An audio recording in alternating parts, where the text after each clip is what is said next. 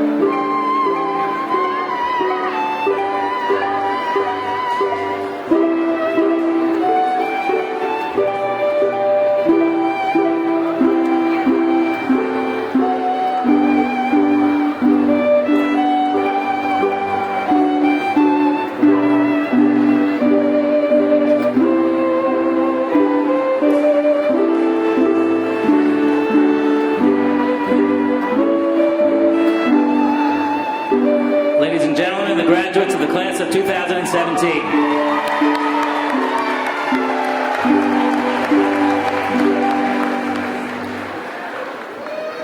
Graduates and guests, please remain standing. We'd like to begin today's program with the singing of the Hatikva and our national anthem by our very own Rabbi Zev Prince.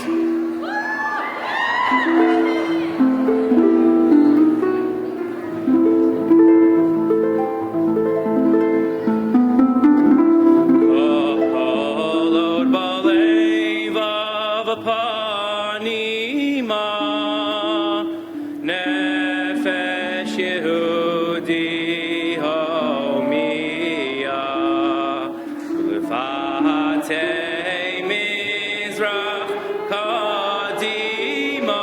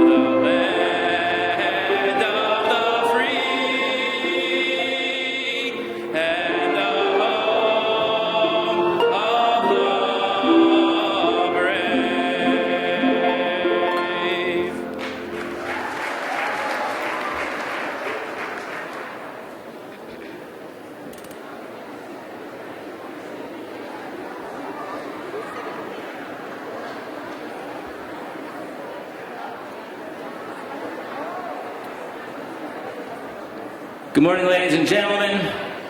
One more time, the class of 2017.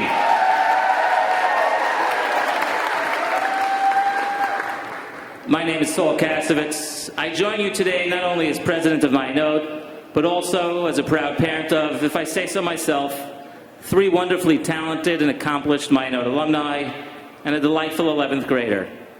These roles of parent and president have provided me with a unique perspective in watching the young women of Ma'ayanot grow and mature over their 4 years at the school.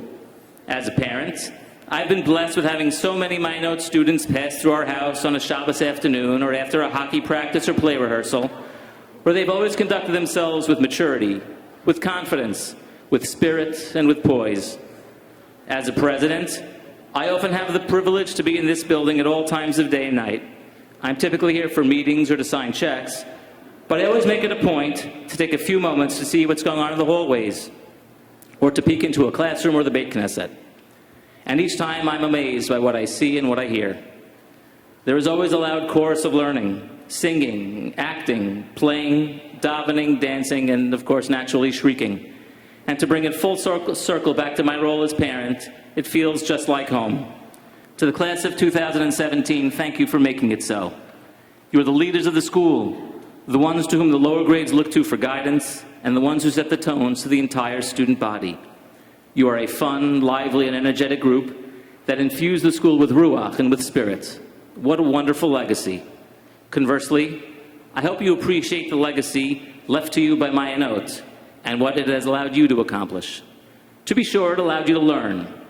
But in Ma'ayanot's most unique style of teaching, it taught you how to be inquisitive, how to probe, how to ask. In short, it taught you how to learn how to learn. Which is why it is no surprise for me to have the privilege to announce that just last week, Yeshiva University disclosed the winners of its Bekiyut competition. And in typical Ma'ayanot fashion, our very own Sarah Shapiro took first place,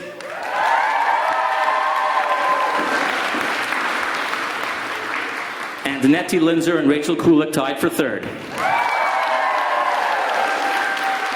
That's right. For the second year in a row, Ma'ayanot has won 3 out of the 4 top positions in a competition in which hundreds of students from high schools all across North America compete. Sounds amazing, right? But the truly amazing thing is that no one here is shocked to hear news like that. It just simply happens with regularity at Ma'ayanot. It is why no one was surprised to hear that Ma'ayanot's Envied STEAM program took first place among over 40 schools at the Siege Young Engineering Conference. Or that we once again beat all other teams in this year's Torah Bowl. Or that we received international media coverage and recognition for the beautiful bat mitzvah celebration our girls, on their very own, recently threw for 2 women in their 90s. Or that we added yet more championship banners to the hallowed rafters of this gym. And how is all this possible? Well, simply it's because of the dedication and devotion of your teachers, your mechanchot, your coaches, your advisors, and your administrators. For that, I'd like to ask our entire faculty to please rise so that we as parents and your students can give you a very well-deserving round of applause.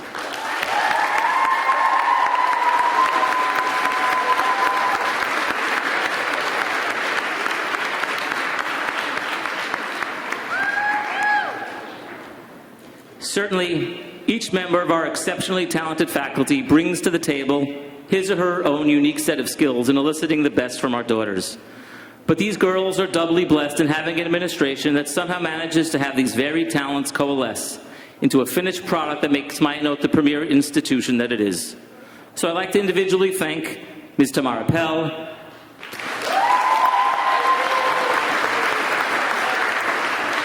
Dr. Shoshana Popko,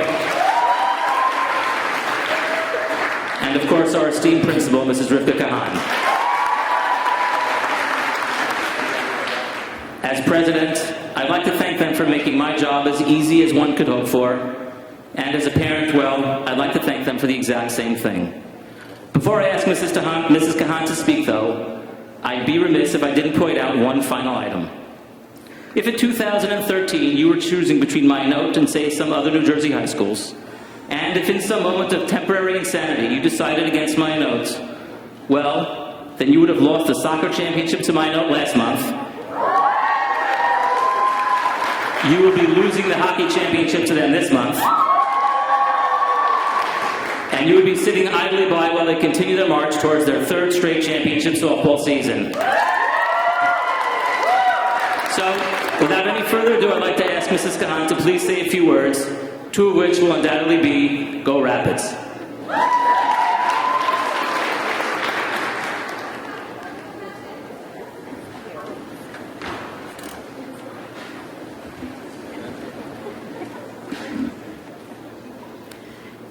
It's my pleasure to welcome all of you this morning.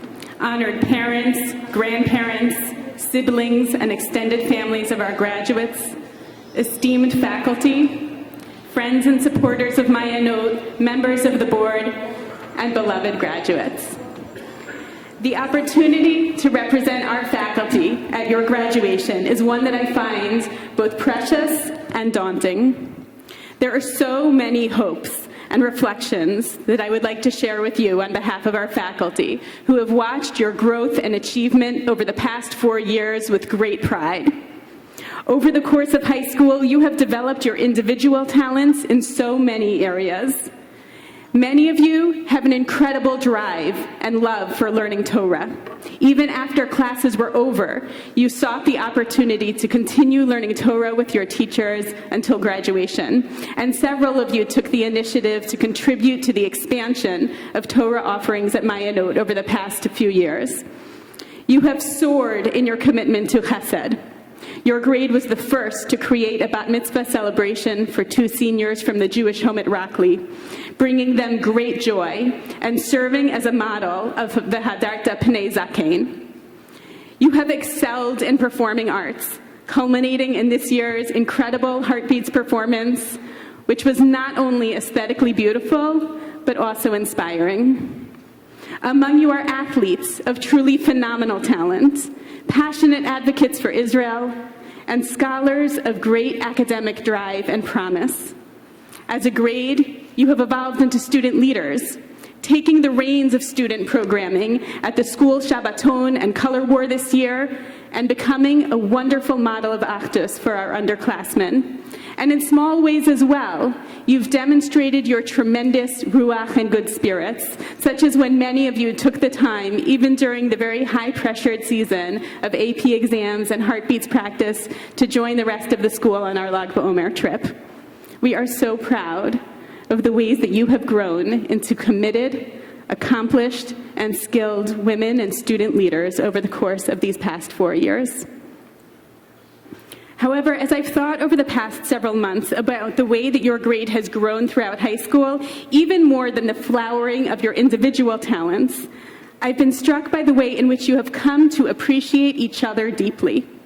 You have built connections, irrespective of the superficial personal differences that sometimes keep people from developing close friendships with each other. And more than that, you've come to understand and value each person's individual gifts and passions. The wall that this grade painted in our school represents this quality of building connection and achdus by recognizing each person as an individual. For those of you who haven't seen the wall, it's a mural that's captioned with the saying, "We're different in a good way." And it's decorated with images of textbooks and trophies, sports gear and music notes, all representing the way in which your grade has come together by appreciating each person's diverse talents and passions and has coalesced into such a cohesive group. This quality of being able to find common ground, to really appreciate each other as individuals for their own gifts, and develop friendships despite the initial barriers that one feels, is one that I admire, particularly in your grade, and an quality that's both invaluable and elusive at all stages of life. As is true of many human qualities, I believe that we can look to the example of Moshe Rabbeinu for a fully formed model of integrating this value into all of our experiences and relationships. In fact, Moshe Rabbeinu embodies this quality in an entirely larger-than-life manner, in a situation far graver and more momentous than any that we might experience. The story of the Meraglim in this week's Parsha is pivotal, not only for its practical consequences, but also for the shadow that it casts over Moshe's relationship with Bnei Yisrael. To me, one of the saddest moments in all of Tanakh is the moment when Moshe first hears the words of the Meraglim. I imagine him sending them off to Eretz Yisrael, excited for them to see its bounty and to imbibe the same excitement and enthusiasm that he feels for conquering the land.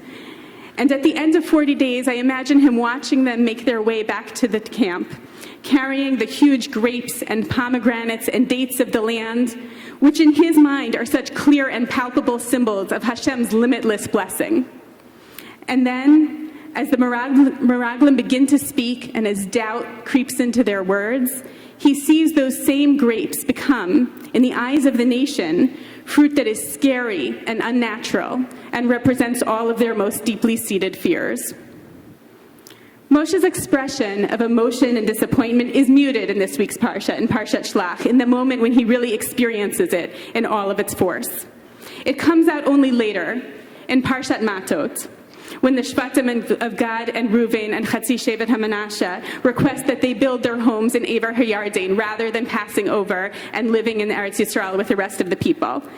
This request initially strikes Moshe as another attempt to undermine the national dream of possessing Eretz Yisrael, and he responds with the passion that he suppressed in Parshat Shlach. Ha'acheichem yavo lamilchama va'atem teishvu po. V'lama tiniyu et leiv b'nei Yisrael me'avor el ha'aretz asher natan lahem Hashem v'hinei kamtem tachat avoteichem tarbut anashim chataim. Will your brothers go to war while you sit here? And why are you causing Bnei Yisrael's heart to waver from crossing into the land that Hashem gave them? And behold, you have risen up to replace your fathers, a culture of sinners. However, even after every disappointment that he has experienced in trying to bring the Jewish people to their land, Moshe is still willing to listen. And I think that this willingness to listen is really what we mean, is the deepest manifestation of the humility that we ascribe to Moshe. He listens to the response of Gad and Reuven and Chatzi Shevet HaManashe when they promise that they will first go into battle with the rest of Bnei Yisrael to conquer the land, and when they affirm that they understand that this is not just any battle, but one that is bound up with religious and national destiny, a battle that takes place lifnei Hashem. Once Moshe feels confident that the Shvatim still share a fundamental commitment to Jewish life and nationhood, he is able to move forward with them and to find common ground, even though this is certainly a painful decision for him. Historically, the fact is that the decision of Gad and Reuven and Chatzi Shevet HaManashe to stay in Ever HaYarden was ill-advised. It is clear in Nevi'im Rishonim that they play a peripheral role in national history because of that decision. But even though they didn't fully embrace Moshe's vision, and even though they made a choice that fell so far short of his ideals, he was still committed to finding common ground with them, as long as he knew that they shared the most fundamental values. We live in a society of increasing polarization, in which it is so difficult to find national role models of true dialogue and the seeking of common ground. When we look to the model of Moshe Rabbeinu, we see what it means to come into deep ideological conflict with another person and then to find a path forward. Moshe's example is an almost impossibly lofty one. He is a leader who is bitterly disappointed time and again by his people and yet continues to listen and to move forward together with them. In our own smaller ways, we can be inspired by his example to find common ground and to overcome the tendency to polarize ourselves by virtue of our own ideas about who we are and who other people are. As you have grown over the past 4 years into your adult selves, this is a quality that you have manifest beautifully in your relationships with each other. At your grade Shabbaton this year, your teachers loved seeing the closeness and warmth that has grown among you, transcending the social groups and boundaries that existed at the beginning of high school. Your beautiful singing together as a grade and the way in which you clearly enjoyed each other so thoroughly attested to the deep and wonderful achdus that you have built. And most of all, when you played the game in which you read aloud embarrassing and funny stories that had happened during the course of high school and you each guessed who it had happened to, Your enjoyment and knowledge of each other and your ability to laugh together demonstrated how much you've really come to appreciate each other as individuals in a way that was really moving to everyone around you. I hope that as you enter your adult lives, you'll continue to develop this wonderful quality that you've already begun to manifest, that you'll continue to develop friendships that are strong and deep, with the knowledge that differing perspectives and different personalities are not a barrier to genuine relationships, but can become the basis for a fuller appreciation of each other. Having you at Mayanot has been a true gift for us, and your graduation is a bittersweet moment for all of us. As you move beyond the walls of our school, know that each of you carries with you all of the love and good wishes of every one of the teachers and guidance counselors and administrators who feel so much richer for the experience of having learned with you and been part of your journey for the past 4 years. May you live lives of meaning, substance, and love, lives that are shaped by the Torah and its values, that speak of a commitment to the Jewish community and the world community. We love you, and we'll miss you deeply next year and beyond.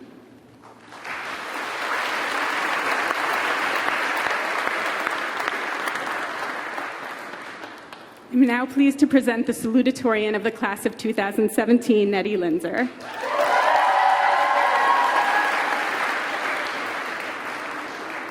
Nettie embodies an intense personal investment in the world of ideas. I remember that last year there was a Shabbos when several 11th graders were at my house and they started discussing what they might want to major in when they got to college. And Nettie just couldn't think of a particular subject because everything was just so interesting to her. She has a particular passion for Talmud Torah, where her intellectual curiosity, reasoning skills, and incredible ability to remember everything she's ever learned enable her to soar. And I'm particularly excited to welcome her to give the salutatorians Devar Torah.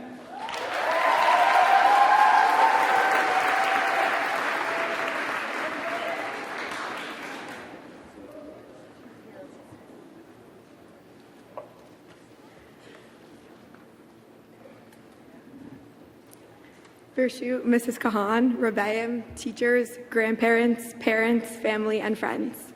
This upcoming Shabbos, we will read Parshat Shlach, which chronicles the infamous journey of the Meraglim. While the incident of the spies is disappointing on its own, the episode is more tragic when it is viewed not as an isolated incident, but as an event belonging to a much broader context, Sefer Bamidbar. The Sefer begins with the census. Moshe must ascertain the count of Kol Yotzei Tzava, all the men ages 20 and up who will fight in the army.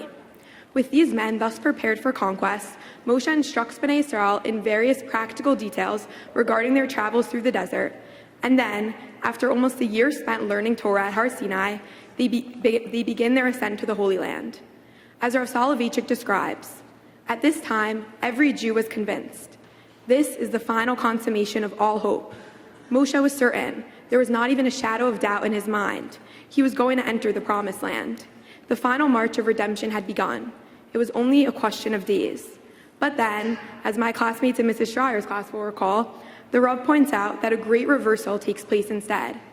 Beginning with the words, Vayihi ha'am kimitzonenim, which Rashi translates as, and the people search for a pretext to separate themselves from Hashem, a spiritual downfall commences. Parshas Behaloscha, which we read last week, launches a long series of sins, which is not consummated until this week's Parsha, Shlach. The spies return from their journey with the devastating claim of Chazaku mimenu. The inhabitants of Canaan are stronger than we are, and therefore, lo na'ala, we will not be able to go up there. In response to their report, Hashem declares that those who do not believe in his ability to bring the nation into the land will not live to be brought into the land. He declares death on all the men who were swayed by the spy slander and sentences them to 39 years of wandering in the desert. What was intended as a swift, triumphant march into the Promised Land was transformed into a desultory journey through the desolate desert. The 603,550 men designated as warriors at the start of the Sefer would instead become corpses in the desert, Pigri Chamatem. Instead of becoming the harbinger of a messianic era, Moshe became the helpless bystander to a night of Bechiyah L'Dorot, of tears that are destined to persist through the generations. After a calamity of this magnitude, the lingering question is, what next? How are Bnei Yisrael supposed to carry on knowing that their deaths are imminent? Immediately following the episode of the Meraglim, Hashem tells Moshe to present Bnei Yisrael with certain new mitzvot, beginning with the meal, wine, and oil offerings which accompany certain sacrifices. Moshe is supposed to preface this mitzvah with the words, Ki tavo'u al aretz moshvotechem asher ani noten lachem, when you arrive in the land of your dwelling place which I am giving to you, implying that the meal and wine libations are only to be brought once they enter Eretz Yisrael. Rashi therefore comments that this verse is directly connected to the episode which precedes it. With the words Ki tavo'u, Hashem informs Bnei Yisrael that as a people, Bnei Yisrael will ultimately enter Eretz Yisrael. Biser lahem sheikhansu la'aretz. The very reason Hashem chooses now to introduce the mitzvos hatluyot ba'aretz, mitzvot which can only be performed in Eretz Yisrael, is precisely because these men will never enter Israel. But this answer is troubling. Why do the people who will never be obligated in wine libations need to know that, for example, the measure for a bull is half a hin? What use are these halachos to Bnei Yisrael at this time? In thinking about a possible answer to this question, I remembered something my Gemara class learned with Mrs. Kahan in 11th grade. The Gemara in Sanhedrin, Daf Ayin Aleph Amud Aleph, which discusses the Ben Sora Umora, the wayward son, cites the opinion that Ben Sora Umora lo haya velo yehia, v'lama nichtiva, drosh v'kabel schar. There never was a wayward son, and there never will be one. So why are all these halachos written? So that we may learn them and reap reward. The fact that the halachos of the Ben Sora Umora have no practical use to us does not make them any less valuable. Similarly, even though Hashem is addressing a generation that will never have any practical use for the knowledge of the halachos of Nesachim and Menachos, he still finds it valuable to teach it to them. And by showing this generation that these halachos can still have meaning, Hashem is providing them with a philosophical framework through which to cope with failure. The next time the cloud is lifted from the tent, the next time the trumpet sound the tekiah trua tekiah of travel, and the next time Moshe says, Kuma Hashem, Bnei Yisrael will arise, but they will no longer be traveling towards the Holy Land. Rather, they will be traipsing through the desert, their destination suddenly inconsequential. Faced with this reality, it would be easy for them to give up, to live out the rest of their lives until they fall to the death that Hashem promised them. But here, Hashem emphatically urges them to reconsider. He tells them that not every experience must have a constructive purpose, that even the act of wandering aimlessly can be valuable. It is as though Hashem is comforting them by saying to them, just as these halachos can be valuable to you even though you will never use them, you must view the rest of your journey as valuable, even though it no longer seems to have a practical purpose. Do not look for expendable utility, but rather seek enduring meaning. Drosh v'kabel schar. Expound upon every experience. Delve into your surroundings, and you will emerge worthy of reward. In the Pachad Yitzchak, Rav Hutner cites a letter he once wrote to a troubled student. The wisest of all men, King Shlomo said, the tzaddik will fall 7 times and will rise. The unlearned thinks this means, even though the tzaddik falls 7 times, he will rise. The wise know well that the meaning is this: because a tzaddik falls 7 times, he will rise. Each fall may seem to distance the tzaddik from his destination, but ultimately, each fall brings him closer to his ascent. As graduates, we have spent time, like Bnei Yisrael, preparing for a smooth and triumphant transition. We have been gifted with teachers who singularly devote themselves to fostering our development. It seems almost impossible to teach love of Torah, and yet we have been taught to love Torah from our teachers who have modeled this passion for us every single day in the classroom. Each of us is thankful to Ma'anot in her own unique way, because Ma'anot has catered to all of our unique ways. And now, as we look toward the future, Parshat Shlach reminds us that we need not fear failure. Even if we face diversions, even if our route is circuitous and we must recalculate, each step of our journey is meaningful in and of itself.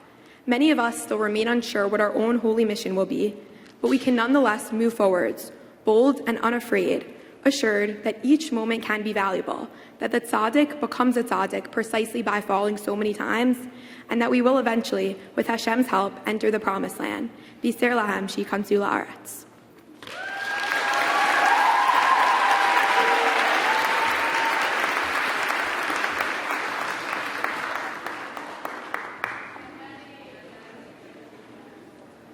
Thank you, Nettie, for your beautiful reflections.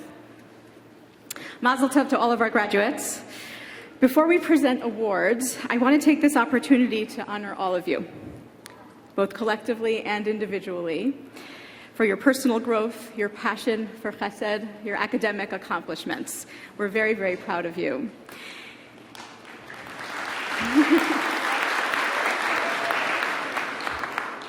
And while we hope it is accurate to take some credit for your progress, we know with certainty that the love and constancy of your families in your lives have been invaluable in helping you develop into the people you are. And so I invite all of you here to stand for a moment and join us in honoring your parents and grandparents and in thanking them for all that they've done to support you toward this day.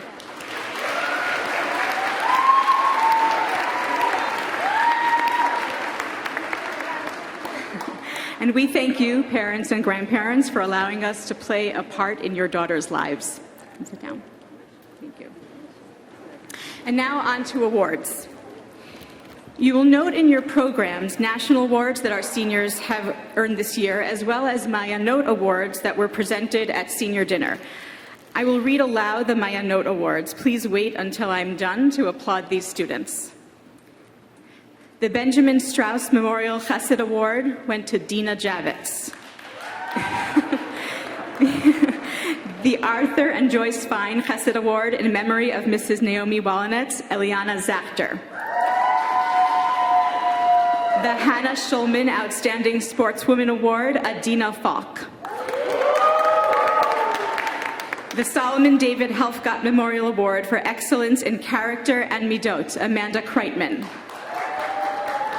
The David Lesser Memorial Award for Excellence in Social Studies, Abigail Altman. The Shane D. Rudolph Memorial Award for Excellence in English Literature, Yael Stochel.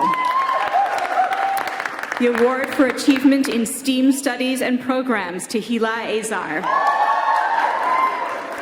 And the Alana Hiller Memorial Award for Outstanding Scholarship, Service, and Character, Miriam Goldman.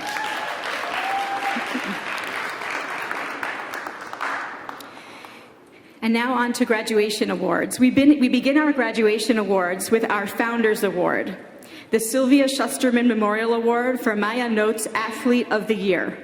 This year's award goes to Danielle Pasternak.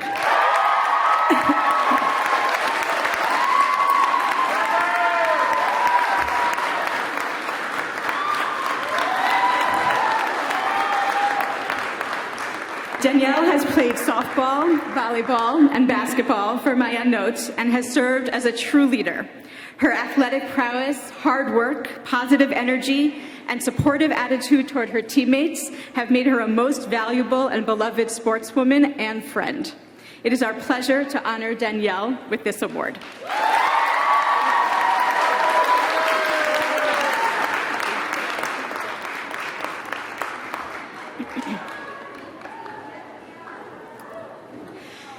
Next, we are pleased to present our Endowed Awards. We begin with the Hirsch and Fanny Fluss Memorial Awards, one for excellence in Navi and one for excellence in Hebrew literature. Dr. Sharon Kaplowitz, mother of alumna Eliana Kaplowitz of the class of 2009, and her brother, Dr. Harold Fluss, endowed these awards by establishing the Hirsch and Fanny Fluss Memorial Fund in memory of their parents, Hirsch and Fanny Fluss. They have chosen to award students who excel in Navi and Hebrew literature and who show true love for those subjects because they are subjects for which their scholarly father held a special passion. It is my pleasure to ask Dr. Kaplowitz to present these awards.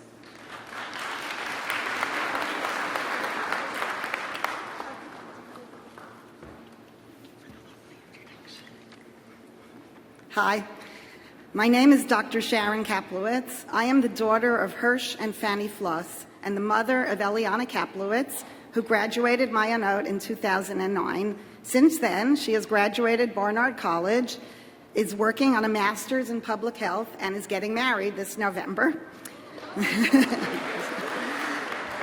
My parents, Aleichem HaShalom, grew up in Poland. My father spent World War II in a Siberian work camp, and my mother was born and grew up in the city of Oswiecim, later renamed Auschwitz. She spent the war years in a series of concentration and work camps. After surviving the war, my parents met in a displaced persons camp, married, moved to America, and started a family. My father was a self-educated Jewish Renaissance man who was equally versed in Torah, Nevi'im, Mishnah, and Talmud, as well as Bialik, Chernichovsky, and Agnon. In fact, one of his favorite childhood memories was of meeting Bialik at a train station close to his town. Because of the war, my mother did not have the benefit of a formal Jewish education. However, my parents spent each Friday night learning the Parsha together using a Yiddish commentary. The areas of study that were nearest and dearest to my father's heart were Hebrew language and literature and Navi. Each year, the faculty selects 2 students that demonstrate excellence in and passion for these studies. It is with immense pleasure that I present these awards in my parents' memory. The student chosen for the Hebrew Award is Aliza Berkowitz.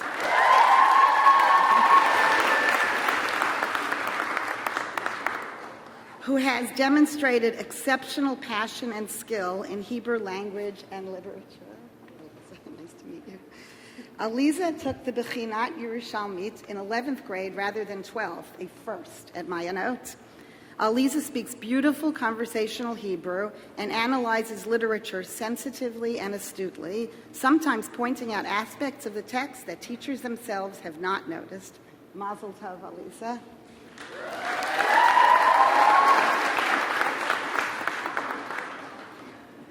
The Navi Award will be received by Ayelet Svira.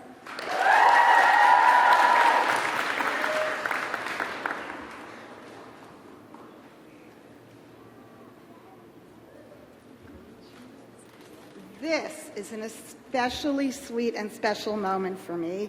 Ayelet, her parents, and her grandparents are dear friends of our family, and we have watched Ayelet grow into an impressive young woman who will no doubt go on to make her mark on the world. Ayelet is an outstanding Tanakh student who demonstrates a particular love for Navi. She possesses an absolute love of learning Lishma, for learning's sake.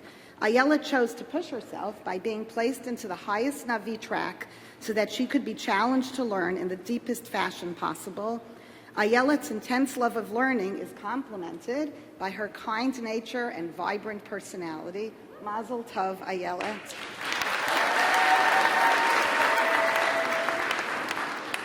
Mazel tov to all the graduates. Enjoy this wonderful day.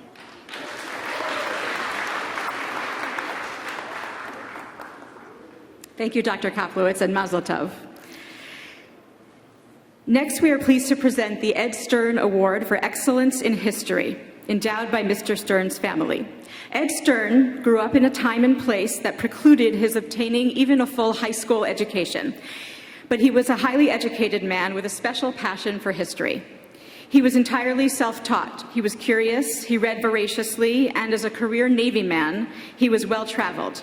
He had no children of his own, but he took tremendous pride in giving history lessons to his niece, a current Mayanot staff member, and nephews when home on leave from the Navy.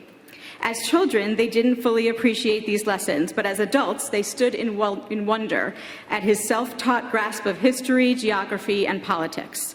Upon his passing, they endowed this award as a way of honoring his memory and his passion for history. Ed Stern would be pleased with the way history is taught at Mayanot, and he would be proud of this year's winner of the award, Chava Zakheim.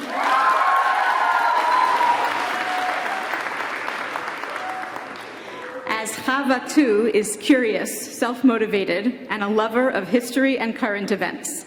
Ed, as he liked to be called, would have enjoyed quizzing Chava, and when finished, he would have said, "She done good." Mazel tov, Chava, on earning this award that reflects your enthusiasm for history and great talents in this area.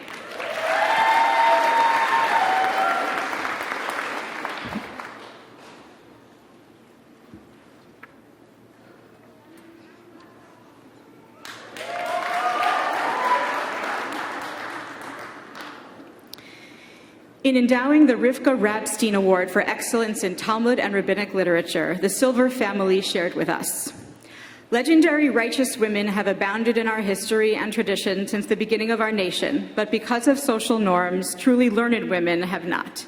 Individuals such as Bruria, Rabbi Meir's wife, along with other wives, daughters, and mothers, were notable, probably because they made the most of their husbands, brothers, and sons' education. Rivka Rabstein, legendary Big Bubby of the Silver family, was such a woman. In the Polish shtetl, she absorbed not just the practical halacha expected from a heimische balabusta, but the fundamentals of rigorous Torah learning. As family matriarch, she led her family through Eastern Europe to escape from the clutches of the Nazis. Upon arrival in America, she became a pillar of her local Jewish community. Equipped with the keys to open and close the shul and Beit Midrash each day, Big Bubby Rivka epitomized dedication to Avodat Hashem and Avodat HaKodesh. Rabbis who spoke with her were known to exclaim to her children and grandchildren afterwards, if she were a man, she would have been a gadol. Not so many generations later, rigorous Torah education for girls is accessible, accepted, and expected. Young women study Torah Shebe'al Peh, excelling in Talmud studies as well as halacha. When once such opportunities were rare, Mayanot provides exceptional text learning skills, B'kiyos Gemara and Halacha curricula, and hosts a Yoetzet Halacha program that demonstrates and models women's capability for halachic scholarship and leadership. Whereas Rivka Rabstein was a remarkable rarity, today we are blessed with myriads of Talmidot Chachamim, students of the sages, women who truly are links in the chain of Mesoret Chazal. This award salutes the graduate who is genuinely a mitsuyenet in Talmud and rabbinic literature, ve'at alit al kulana. Rachel Kulik.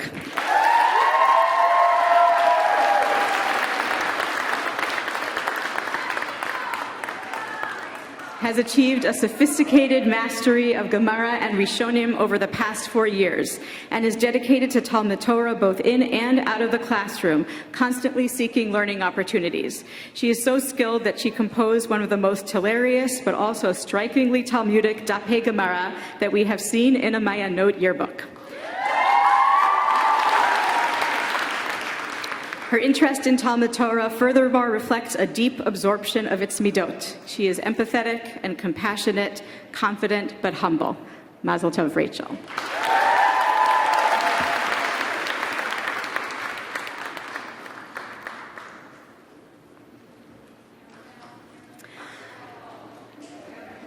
I'm now excited to present this year's class speaker, Abigail Kaiser.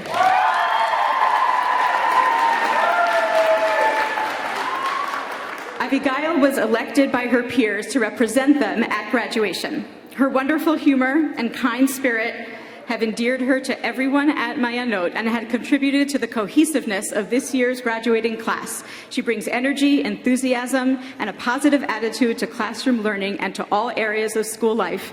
And I know that we are all in for a treat in hearing her reflections on her grades high school experience.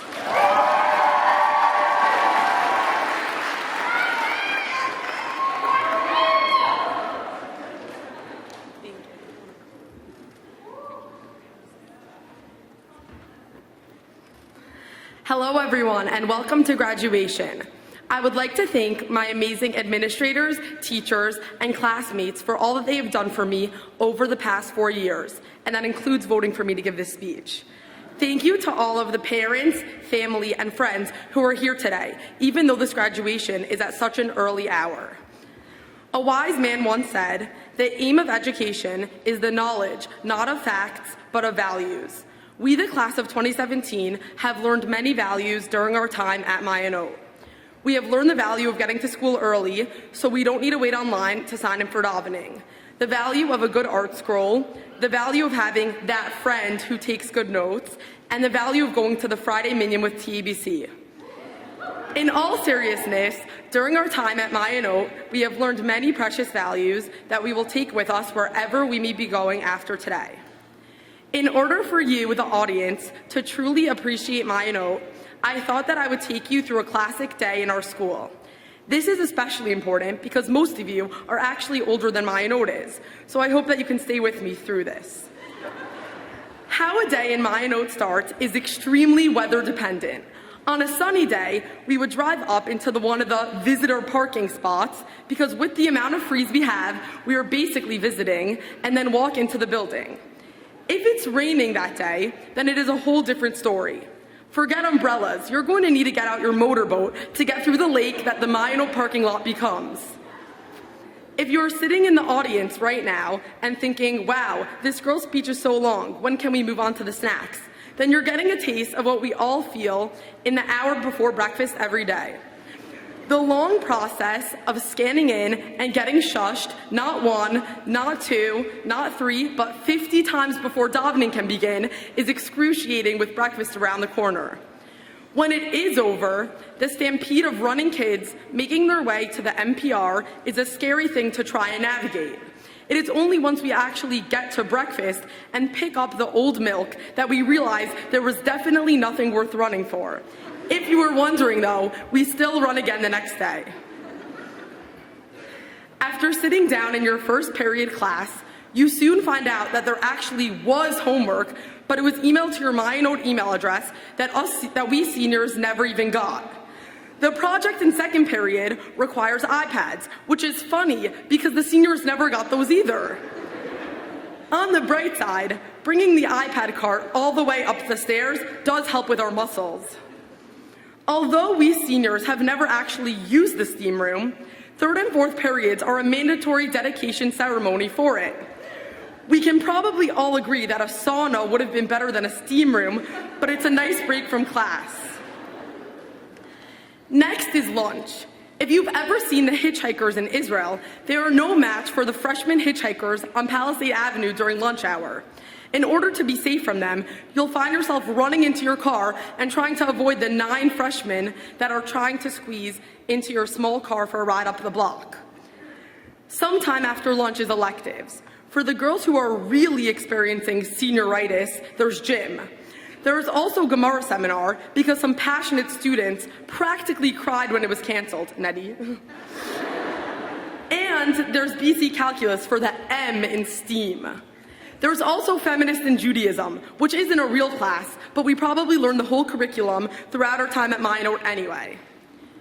You will meet many teachers throughout your day in Mayanot. Some will let you continue your test after the bell rings, some won't. Some will start class less than a second after the bell rings, some won't. Some will try to hide their political views, some won't. Some will know how to use the smartboard, some won't. Some of our Judaic studies teachers are Yoatzot Halacha, actually they all are. Some will be on the STEAM team, some won't. Some will write super lengthy progress reports and some won't, but all of them love you and you couldn't have gotten through the day without them. Most of us seniors don't actually know what happens in Mayanot after 3:30, so you'll have to go ask some lower classmen for the rest. If you take this day and do it over again 720 times, you'll be where we are right now, sitting at graduation. And even though I just tried, I don't think anyone is talented enough to make you all completely understand how amazing and life-changing the 720 Mayanot days were. My dad loves saying that graduations aren't important because who that you know didn't graduate high school? But where he's wrong is that most people you meet didn't have the privilege of graduating from Mayanot. It's hard to believe that some of our best friends are girls that just 1,295 days ago were strangers who we uncomfortably had to ask what color toothbrush they used. Sitting on this stage is a family, and our home Mayanot will always be one key fob away.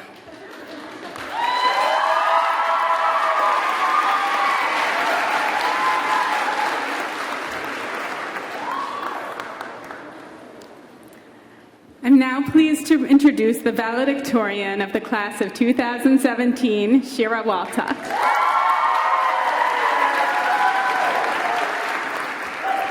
It is particularly gratifying to us to be able to honor a student who embodies intellectual curiosity and talent, commitment to Talmud Torah and Shmirat HaMitzvot, and deep and abiding Midot Tovot. Shira is a gifted student who approaches her learning with thoughtfulness, thoroughness, and the personal and intellectual patience and determination to take on any challenge. She is a Baalat Midot who treats people and their ideas with respect and kindness, and I am pleased to present Shira Waltuck.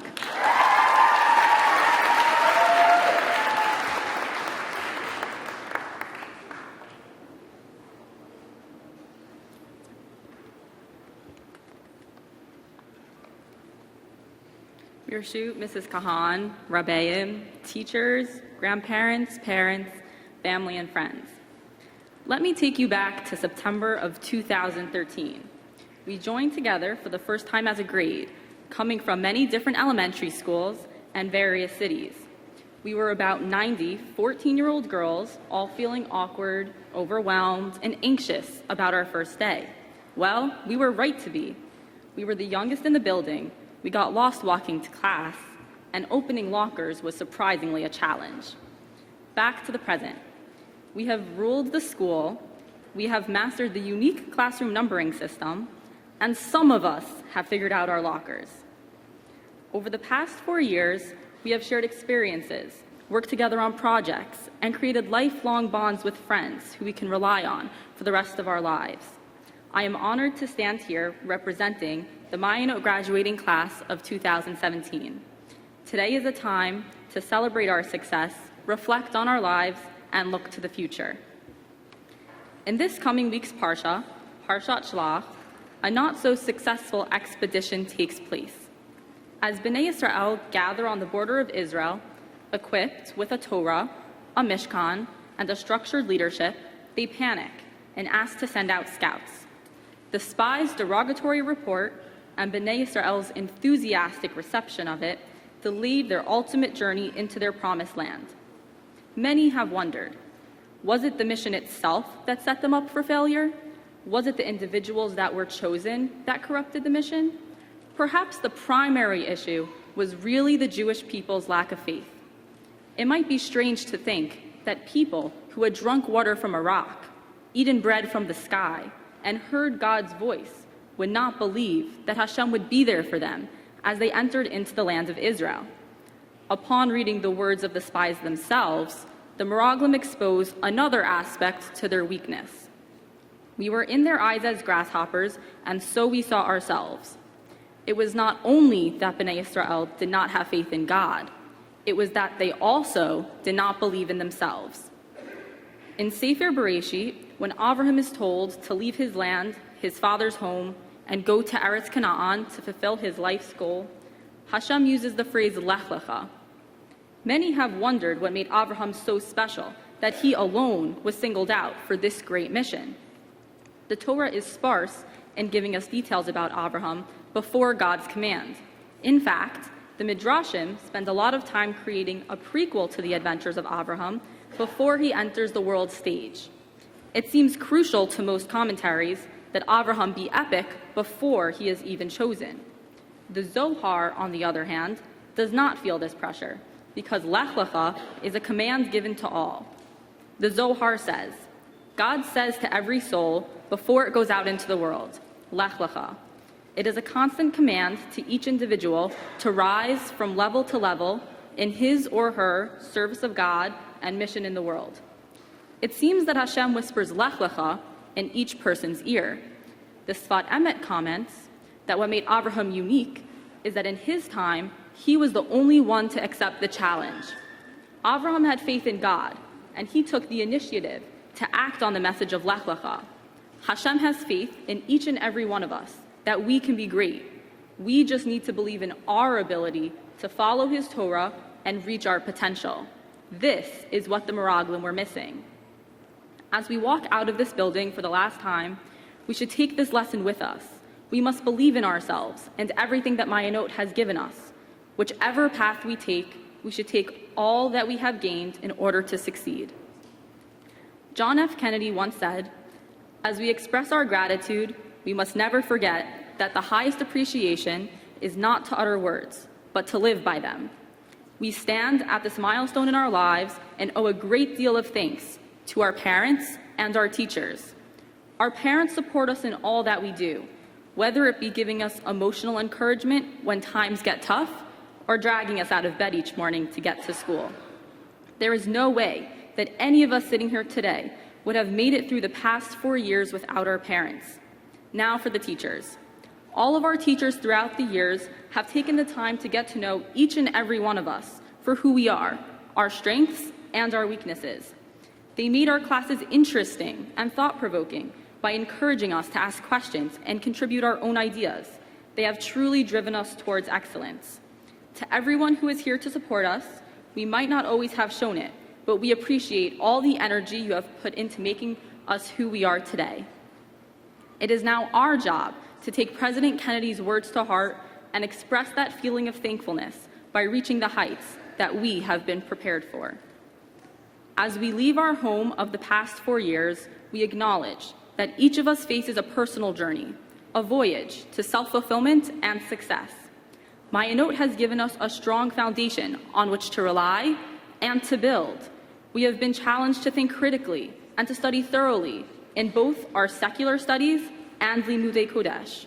These skills are the foundation for both our future academic growth and our long-term success in the broader world. It is now as if the administration and our teachers are saying to each of us, Lech Lecha, because we are ready to face the adventures and challenges that lie ahead, ready to strive for success academically and then professionally, ready to make our families and communities proud, not only by what we accomplish, but by the way in which we accomplish it. We are ready. We are the future. We are Maya Note.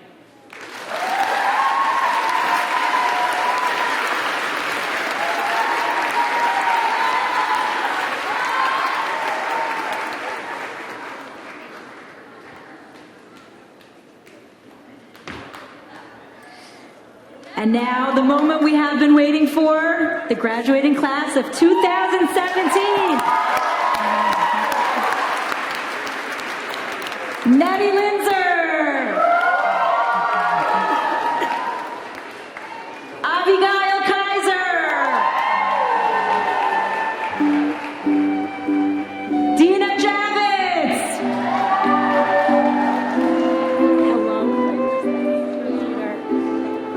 Amanda Solomon.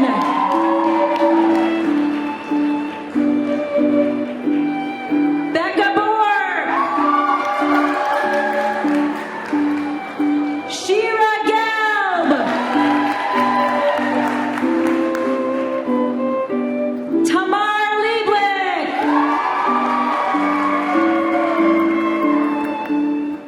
Jordana Hurt.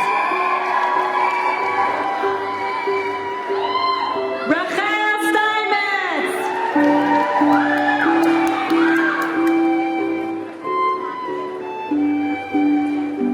Alana Kaufman.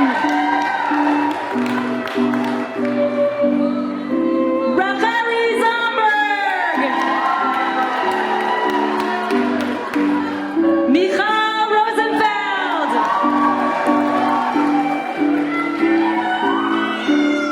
Zahava Isaacs.